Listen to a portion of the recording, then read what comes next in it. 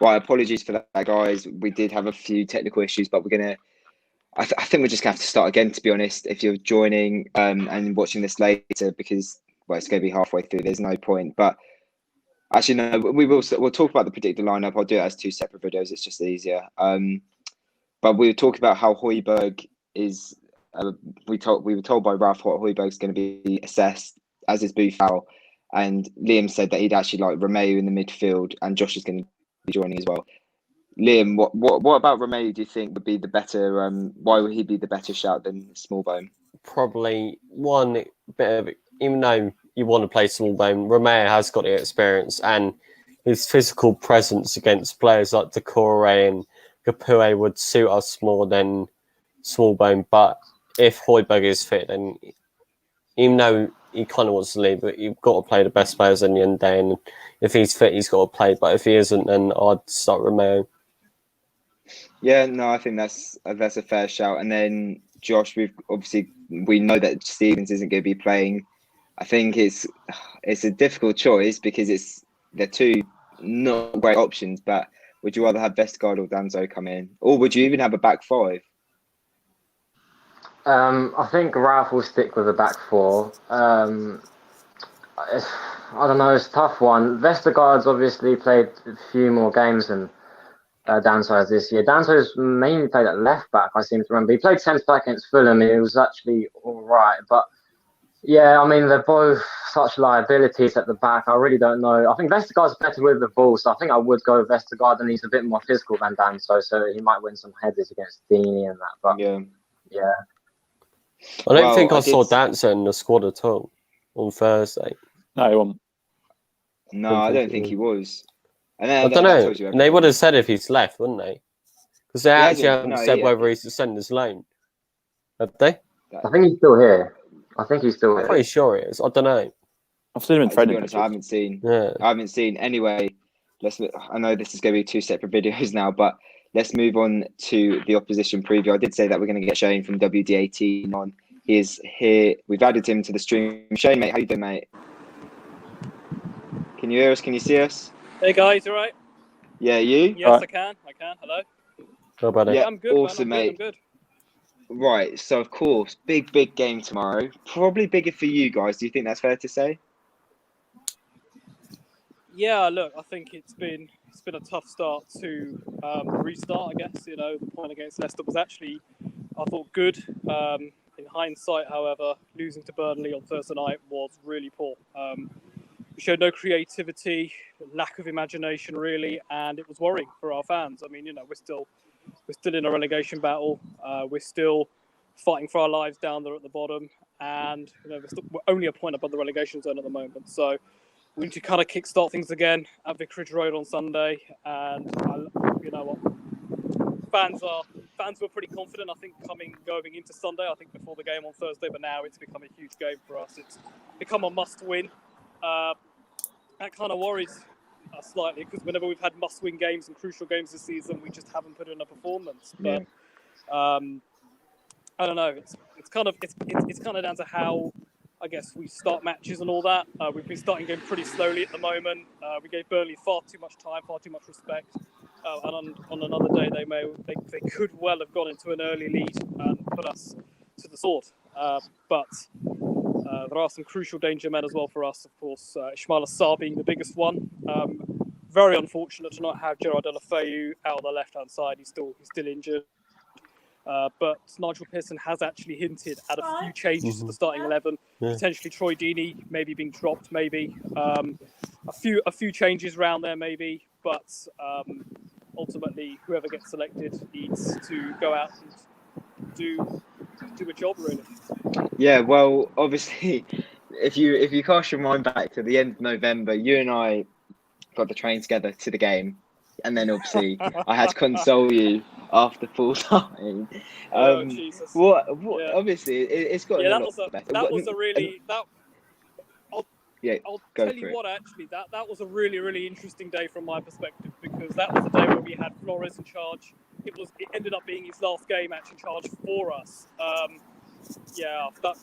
The capitulation that day was just on another level. I mean, conceded was I think it was two goals in maybe the last 10 minutes. A great free kick by James Ward-Prowse. It's got to be said. But I think at the end of that, when we were it was 2-1 at the time, last 5 minutes, and Flores decides to chuck on a right back for another right back, you're pretty much doomed. And it was at that time of the season where people thought, if this carries on, we're going to be dead and buried by Christmas. But to Pearson's credit, he's come in, he's turned things around. Big wins this season. I hope to Man United, Liverpool as well, of course, in particular, which we've spoken about quite a lot. But ultimately, we're still in the position that we're in now, and it's going to take a huge effort. We've got some massive games coming up. Norwich in particular, Newcastle as well. You look at those 2 games at Vicarage Road. We have to be getting maximum points, and at some point, players are going to have to sit and just step up and say, we're fighting for our lives at the bottom. It's not that we're short of quality. I just think sometimes we're short on ideas, and we're just some of the tactics have been slightly off as well in the last couple of games or so. Swapping out a centre mid for another centre mid, swapping out a centre back for a centre back. When you're trying to win a game of football, it's just ludicrous to me. But that's one of the big drawbacks I think of this whole period that we've got right now, is that players are going to pick up injuries. They are going to struggle, and I think we've kind of felt some of the effects of that. Yeah. Well, look.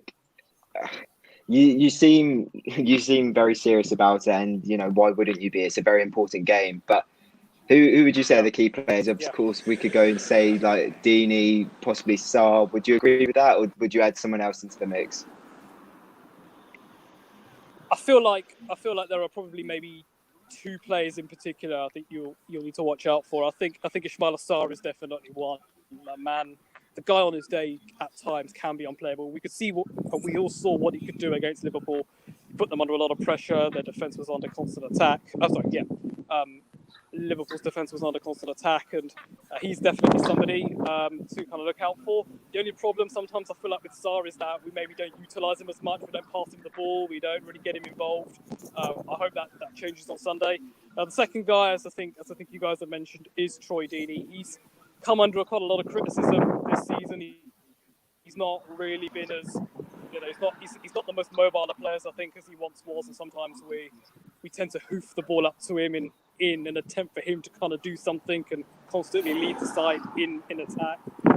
That may well change on Sunday, but I think if Troy was selected, I think he'll be up for it. Those 2 I'd say in particular. I think in the midfield as well, Etienne Capoue is somebody who has looked slightly lethargic, but was taken off early against Burnley, and I feel like he could be a big part of the team. He could definitely drive us forward in midfield. Well, look, Shane, mate, how confident are you? And leave us a score prediction to wrap it up. How confident am I? If I'm honest with you, right now it's Saturday evening, and I'm relatively confident. Come Sunday tomorrow at around about 4:00, I'll be absolutely bricking it, because this is such a massive game for us. If I was to do a prediction right now, I feel like it's going to be a very scrappy affair Sunday afternoon, the only game on. And everything at the moment just points to a draw. But agreed. I'm going to get a little bit of positivity in. I feel like we'll make it 2-1, but it's not going to be a pretty game. It's not going to be one that I think people will look back on in years to come. I think it will be scrappy for, I would say, the vast majority of it, and we might nick it at the end. But then again, I feel like Southampton have got the players as well, and you guys could easily nick it. I look at someone like Shane Long in there as well. In particular, of course, the guy who holds the record of scoring the fastest goal in the Premier League, of course. Yeah, we haven't mentioned that yet, to be fair. We didn't mention that. He for me, is somebody I look at and I think, okay, Southampton have definitely got the skills. And you guys are in a great position as well in the table. You guys are clearly doing something right. So, a tight game, but let's hope we nick it for the sake of my mental health. I think Yeah. All right. Well, thanks for coming on, mate. And I would say good luck. No worries, but mate. No worries. Yeah, in a bit. No, thank you. Right, top guy. But right, guys, let's finish it off with some predictions, because I've predicted 2-1 for both games. One of them I was pleasantly surprised, and the other one I was badly surprised. I think I'm going to predict a draw in this one. I think I'm going to go 1-1. I think it's going to be really tight and scrappy, like Shane said. And I think if we win it, it'll be by the single goal, and it'll be the same with Watford. Tom, what do you think? Yeah, I agree with you. I think 1-1 is probably about right. Like I said earlier, I think we've drawn a lot of the away games against them in recent years. I think that pattern will continue. So I don't see much between the two sides, even though there is quite a big gap at the moment in terms of points. But yeah, 1-1 for me. Josh, mate? I'd go for. I have a really strong feeling it's going to finish 1-0 either side. I'm going to back us to win 1-0, but I mean, Vestergaard or Danto scares me. If Valerie starts, I'm sure Walker Peters will start actually because he was very bright against Arsenal. But our defense doesn't look brilliant right now. So, but I still back us to win 1-0. Okay, and Liam, to wrap it up. 2-1 win. Yeah, good. I back a 1-0, but it's more the fact for karma that I predicted draw. So I'm pleasantly surprised when we go and win tomorrow. But having said that, that is the end of the live stream. Apologies, guys, for the technical issues. We will try and sort that out in post-production. But if you have enjoyed the video, leave it a like, whether you're watching live or whenever. Subscribe if you haven't yet already. Follow us on all our socials, and we'll see you tomorrow for a live watch along for a pretty big game.